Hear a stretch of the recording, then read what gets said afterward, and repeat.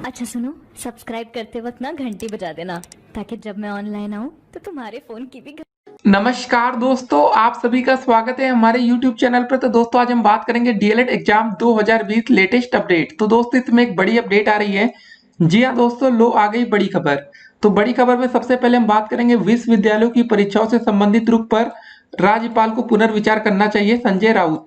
जी हाँ दोस्तों, ये बड़ी अपडेट्स है। देखिए इस समय जो भी दोस्तों इस समय अपडेट्स आई थी यूजीसी की, आपने देखा होगा कुछ दिन एक पहले एक रिपोर्ट आई थी जिसमें दोस्तों ये कहा गया था कि फाइनल ईयर के सेमेस्टर के मतलब छात्रों का पेपर होना चाहिए।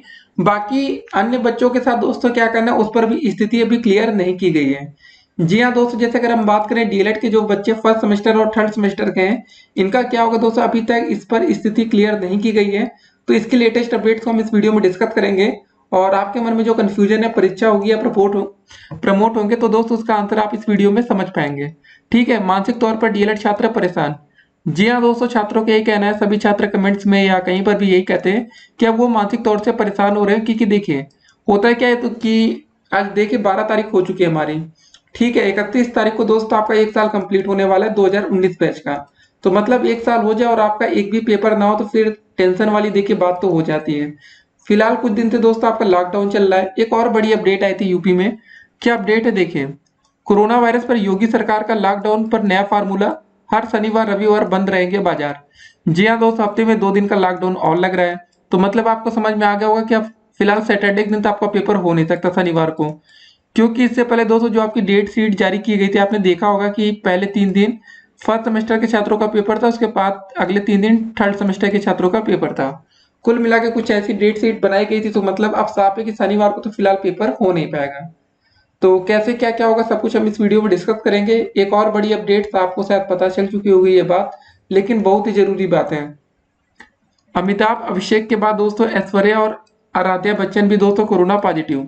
कुल मिला के दोस्तों इसके माध्यम से आपको एक बात समझनी चाहिए कि अगर एक बंदे को कोरोना वायरस होगा आपके घर में, तो उसकी चपेट में दोस्तों आपका पूरा परिवार आ सकता है। इसीलिए दोस्तों देखिए बात हो रही थी कि इस समय जब कोरोना वायरस की महामारी है तो फिलहाल पेपर कराने से अच्छा है प्रमोट कर दे, वो उचित होगा। नहीं तो आप ये बात समझ चुके होंगे कि अगर घर में एक भी लोग कोरोना पॉजिटिव होता है तो उसके साथ साथ पूरा घर कोरोना की चपेट में आ जाता है।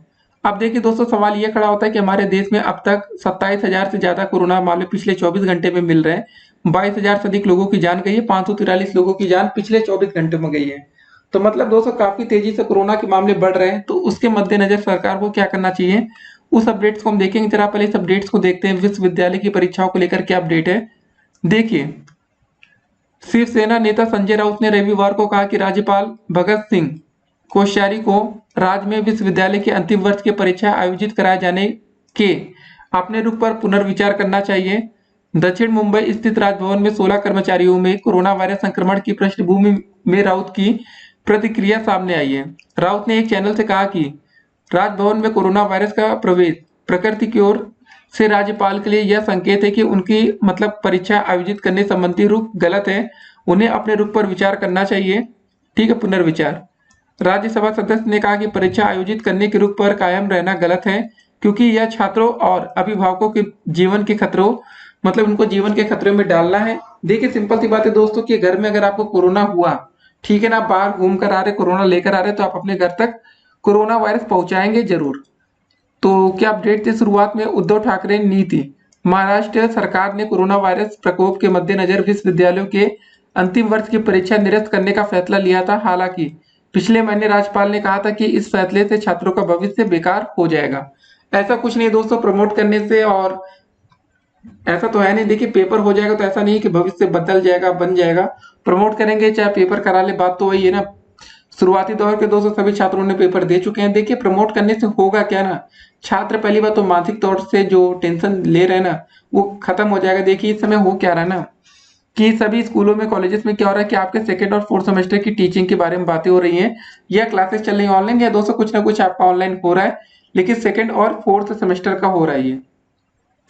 तो इससे एक बात आपको बहुत ही क्लियर समझ में आ रही होगी, जब दोस्तों सेकंड और फोर्थ सेमेस्टर की बातें हो रही हैं तो फर्स्ट और थर्ड में आपने देखा था दोस्तों क्या हुआ था। ठीक है, तो फर्स्ट और थर्ड का आपका पेपर हुआ नहीं, लेकिन सेकंड और फोर्थ की बातें की जा रही है, टीचिंग करा ले, ये करा ले। इन केस दोस्तों मान लेते जैसे कि अभी आपका 2018 बैच में जब सेकंड सेमेस्टर की परीक्षा हुई थी तो इसमें 54,000 तकरीबन बच्चे फेल हुए थे। ठीक है, फेल हुए थे काफी बच्चे, कुछ बच्चों की सेमेस्टर बैक लग गई थी। सेमेस्टर बैक लगने का मतलब ये है कि दोस्तों आपको फिर से उसी सेमेस्टर को दोबारा से पढ़ना पड़ेगा। लेकिन दोस्तों अगर हम कहें कि चलिए आपसे सेकंड सेमेस्टर की हम पढ़ाई करवा रहे हैं, कल को फर्स्ट का पेपर हो गया 2-4 महीने बाद, तो क्या होगा फिर ये समझिए ना कि दोस्तों अगर मान लेते आप फेल हो गए, सेमेस्टर बैक लग गया, तो अगर आपसे भले हम सेकंड सेमेस्टर की पढ़ाई अच्छे से करा लिए, लेकिन फिर से दोस्तों आपको 6 महीने फर्स्ट में ही रहना पड़ेगा। उसके बाद जब पेपर होगा, पास करेंगे, तब आप सेकंड तक पहुंचेंगे। तो कुल मिला के दोस्तों यहाँ पर प्रमोट करना एक अच्छा विकल्प हो सकता है सरकार के लिए, नहीं तो आप लोग काफी पिछड़ जाएंगे। देखिए हो क्या रहा है ना, टाइम दोस्तों बहुत तेजी से बीत रहा है और हर जगह दोस्तों या पेपर में प्रमोट हो रहा है, पेपर हो रहा है, कुछ ना कुछ एक विकल्प तो निकालना ही पड़ेगा।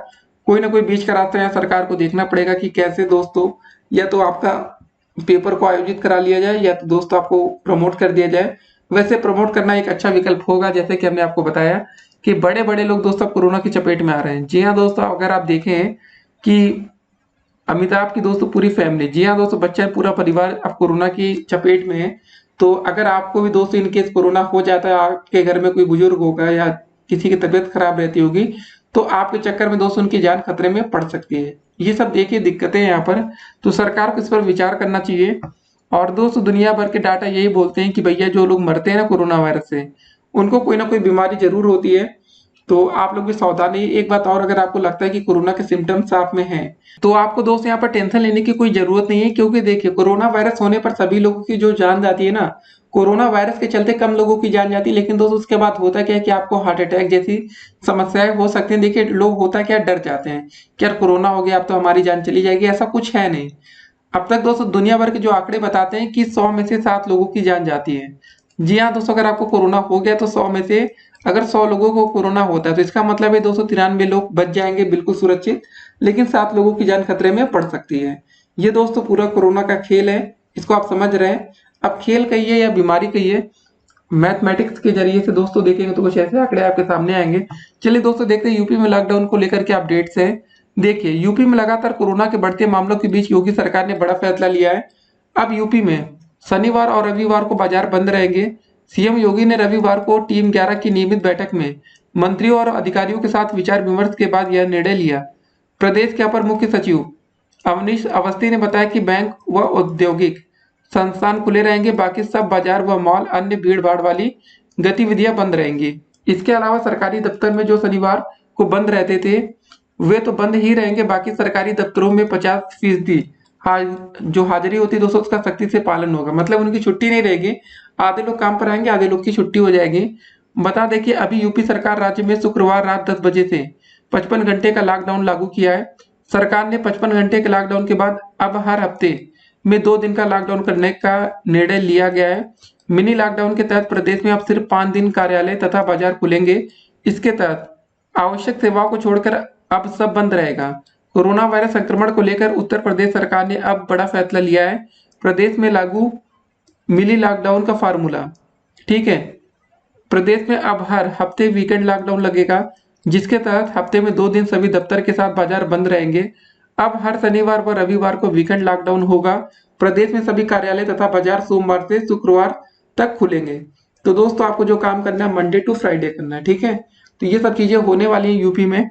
और देखिए अंतिम में क्या कहा गया कि प्रदेश सरकार के कार्यालय के साथ ही सभी ऑफिस भी बंद रहेंगे। जिला स्तर पर जिलाधिकारी को भी नियम बनाने की छूट दी गई है, वह बाजारों को लेकर नियम बना सकते हैं।